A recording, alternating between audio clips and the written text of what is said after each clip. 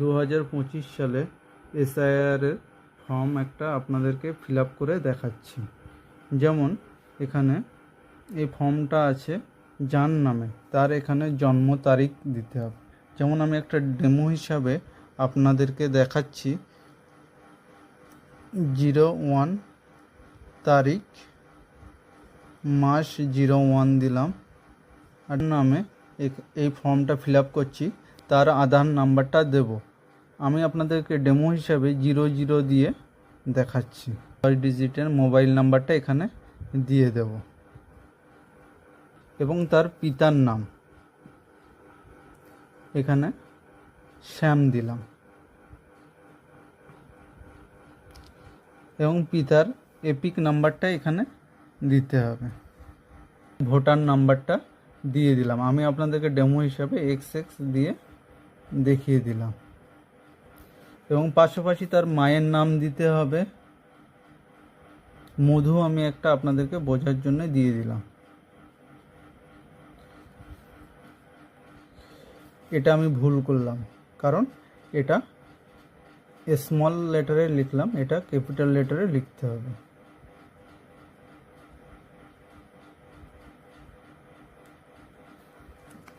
পাশাপাশি মায়ের এপিক নাম্বারটা লিখতে হবে। আমি একটা ডেমো হিসেবে লিখলাম।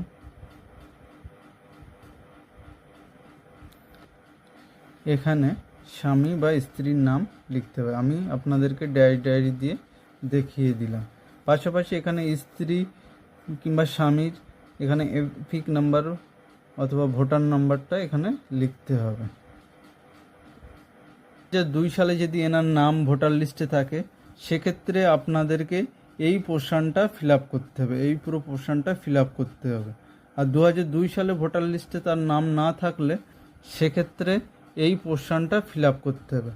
যেমন এনার 2002 সালে ভোটার লিস্টে নাম আছে, সেক্ষেত্রে এখানে আমি এই পোর্শনটা ফিল আপ করবো। যেমন এখানে নির্বাচকের নাম আমি একটা ধরে নিলাম রাম, এবং তার এপিক নাম্বারটা এখানে লিখতে হবে এবং তার বাবা কিংবা মায়ের নাম এখানে লিখতে হবে। আমি যেমন বাবার নাম ধরে নিলাম শ্যাম, পাশাপাশি তার সাথে সম্পর্কটা এখানে লিখতে হবে, ফাদার, শ্যাম রামের ফাদার। এখানে জেলার নামটা লিখলাম নর্থ 24 পরগনা, লিখলাম ওয়েস্ট বেঙ্গল।